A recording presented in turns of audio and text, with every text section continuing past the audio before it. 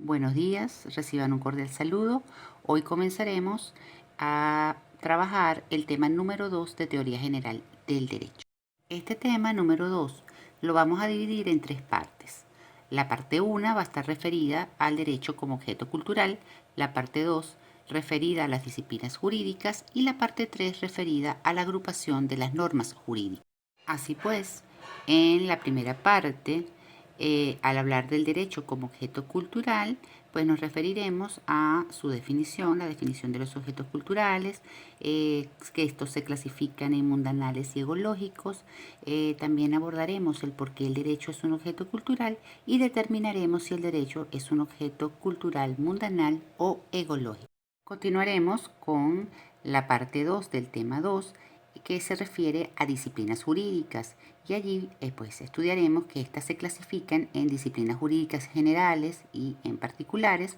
Las generales a su vez se clasifican en disciplinas jurídicas fundamentales y disciplinas jurídicas auxiliares, y dentro de las particulares hablaremos de las disciplinas jurídicas pertenecientes a la rama del derecho público, a la rama del derecho privado y a la rama de derecho mixto o social.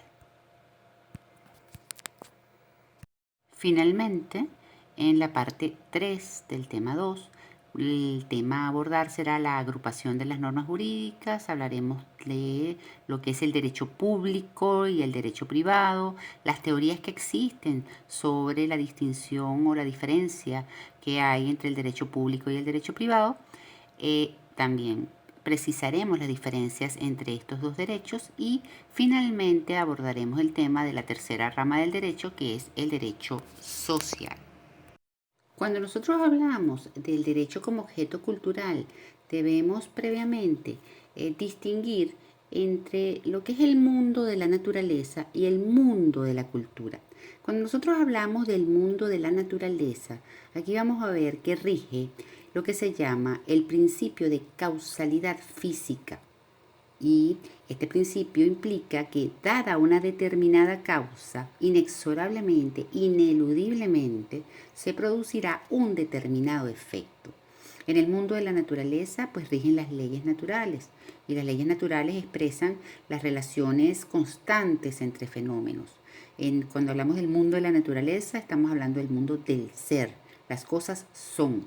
Dada una determinada causa, se produce una determinada consecuencia, sin que en esto medie algún tipo de finalidad, un fin, sin que se persiga un valor. Por ejemplo, un terremoto. Se movieron las capas tectónicas de la Tierra y se produce un terremoto. Aquí nosotros no vamos a encontrar ningún tipo de valoración por parte del hombre. Aquí no se está buscando una finalidad desde el punto de vista humano. Ahora, cuando nosotros hablamos del mundo de la cultura, aquí pues sí vamos a encontrar que es lo producido por el hombre a través de sus actividades. Y estas actividades que realiza el hombre, pues sí persiguen un fin, tienen un significado, tienen un sentido. El mundo de la cultura es el mundo del deber ser. Los hechos se rigen por reglas o por normas de conducta que indican lo que debe ser. Así pues, vemos que en el mundo de la cultura sí vamos a encontrar una valoración por parte del hombre. El hombre realiza actividades con el propósito de alcanzar un determinado fin que él valora como conveniente, como útil, como necesario. Entonces, estas serían las diferencias entre lo que es el mundo de la naturaleza y el mundo de la cultura. Al definir los objetos culturales, señalamos que son aquellos que abarcan la actividad humana propiamente dicha, todo lo que el hombre crea o modifica con su obra. Los objetos culturales son producto de la obra humana, incluyendo la conducta del hombre. Así estamos hablando de todas las obras hechas por el hombre según su valoración. En esta definición, pues destacamos lo siguiente. Objeto cultural, aquello que es realizado o creado por el hombre a través de su actividad. Eso es un objeto cultural. Pero también es un objeto cultural la conducta, el comportamiento, el hacer del hombre. Eso también se entiende por objeto cultural. Y todo esto, bien sea lo creado por el hombre a través de su obra, bien sea su comportamiento, está hecho en función de valoraciones. Cuando hablamos de objetos culturales, insisto, hay que tomar en cuenta que todas estas actividades realizadas por el hombre pues incluyen una valoración de su parte. Seguimos con la clasificación de los objetos culturales y podemos hablar de objetos culturales mundanales y de objetos culturales ecológicos. Cuando hablamos de objetos culturales mundanales, pues son aquellos que son producto de la actividad humana, que permanecen en el tiempo aún después de la desaparición de la persona que lo produjo. Aquí estamos hablando, pues, el ejemplo como sale en la lámina, de monumentos, de libros, obras de arte. Es decir, es aquello que es el resultado de una actividad del hombre. Por su parte, los objetos culturales ecológicos pues aluden a la conducta del hombre, a la forma de comportarse del hombre, con sus respuestas y acciones ante el mundo que lo rodea. Es decir, el hombre se encuentra coexistiendo con otros objetos y con otras conductas. Cuando hablamos de objetos culturales ecológicos, estamos hablando de un haciendo, de un comportamiento en acción. Estamos hablando de la conducta del hombre. Entonces, esta es la diferencia entre mundanales y ecológicos. El siguiente punto es, ¿por qué consideramos que el derecho es un objeto cultural? Porque efectivamente el derecho es un objeto cultural. El derecho es obra del hombre.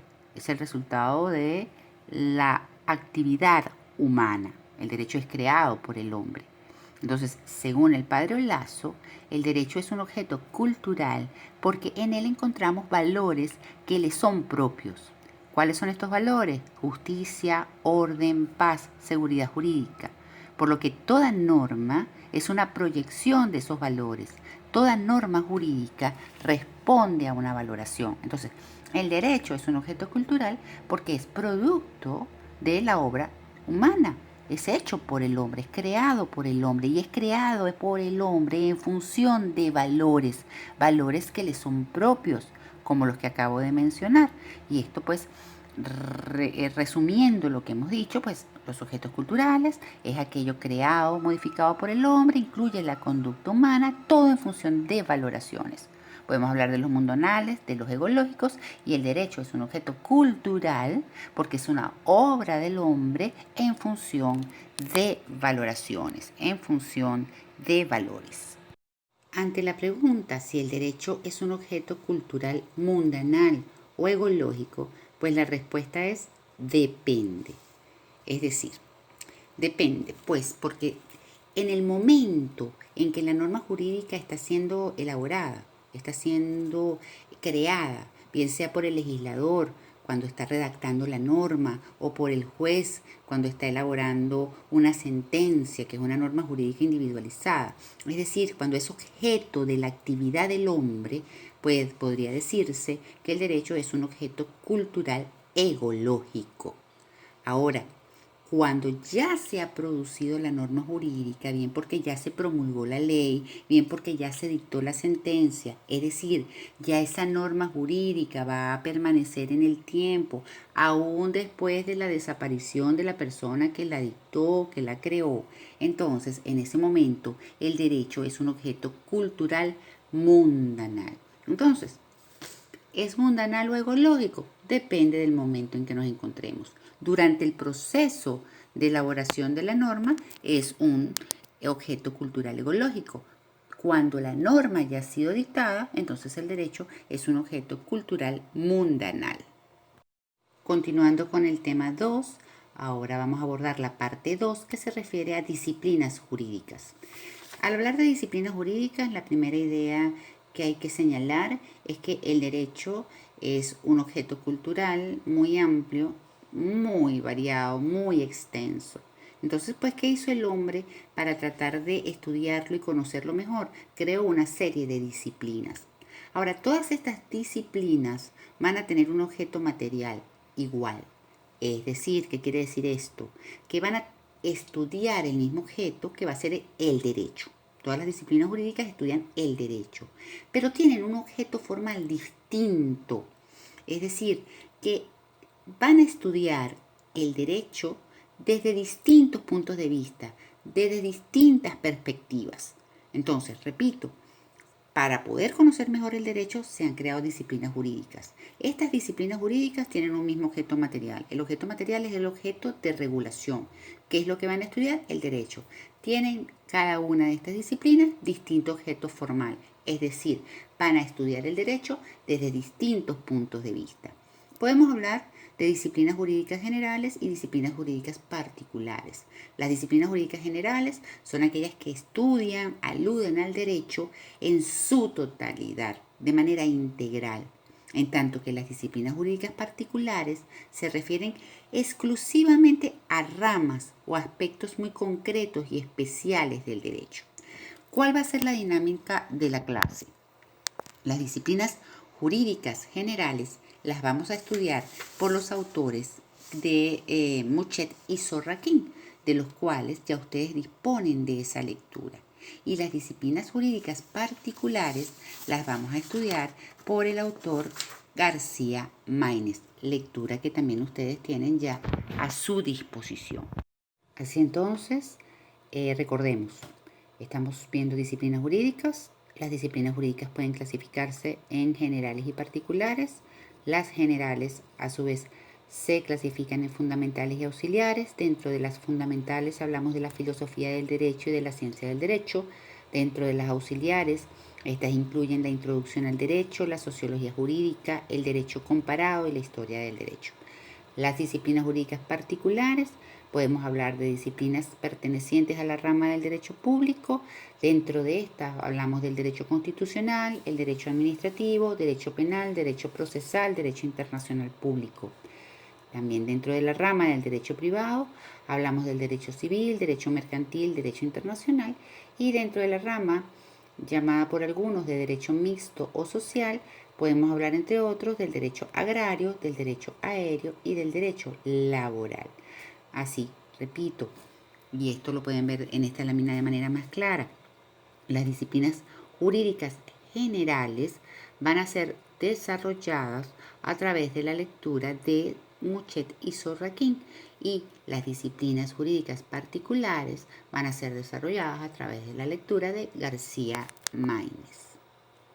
Bien, aquí nos encontramos con la asignación número 1 y va a consistir que en base a la lectura sobre disciplinas jurídicas generales de Carlos Muchet y Ricardo Sorraquín, que ya ustedes tienen a su disposición porque yo se los envié por correo electrónico, bueno, ustedes van a tomar esa lectura y allí van a ubicar las respuestas al cuestionario que yo les estoy planteando acá, que van a estar en esta lámina y en la siguiente.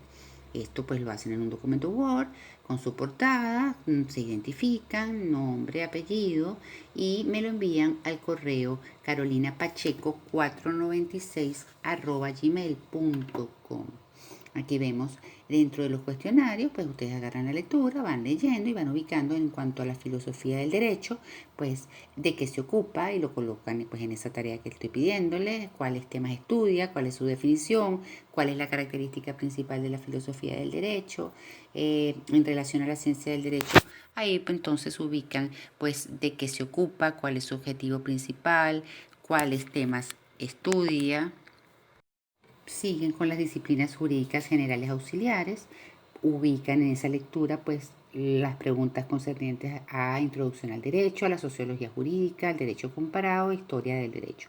Cuando ustedes tengan pues este cuestionario respondido, eso es lo que ustedes van a enviar a mi correo y de acuerdo al programa calendario, esta asignación tiene fecha de entrega hasta el viernes 15 de mayo del 2020.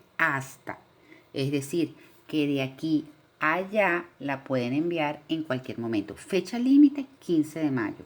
Estoy dando un espacio de tiempo inmenso tomando en consideración los problemas de conectividad que puedan tener, las fallas del internet, la electricidad. Es decir, ya después del 15 de mayo nadie puede alegarme que no tuvo internet y por eso no pudo mandar la asignación. ¿Ok? Porque la idea es que ustedes no dejen mandar esto para el último día. O sea, adelántense, tienen un plazo largo para poder cumplir con la asignación. Entonces, repito, la asignación consiste en que ustedes van a contestar las preguntas que yo estoy formulando acá en base a la lectura ya indicada. Me la envían a mi correo electrónico hasta el 15 de mayo del 2020. Bueno, así finalizamos esta primera parte, ¿no? El tema 2, esta primera parte del tema 2. Fíjense ustedes, aprovecho, hay clases que van a ser más largas teóricamente hablando que otras. Por ejemplo, esta, fíjense que hubo una parte teórica relativamente breve y la asignación que les estoy indicando. Pero la idea es que ustedes, hoy miércoles, pues vean la parte teórica y trabajen en la asignación. Y así pues ocupen la mañana. Entonces no es que no, es que la clase es cortita y lo demás, no, no, no. La idea es que la mañana la dediquen a esta actividad y a esta orden que yo he establecido para el día de hoy. Bueno, me despido. Feliz día y pues continuamos la semana que viene.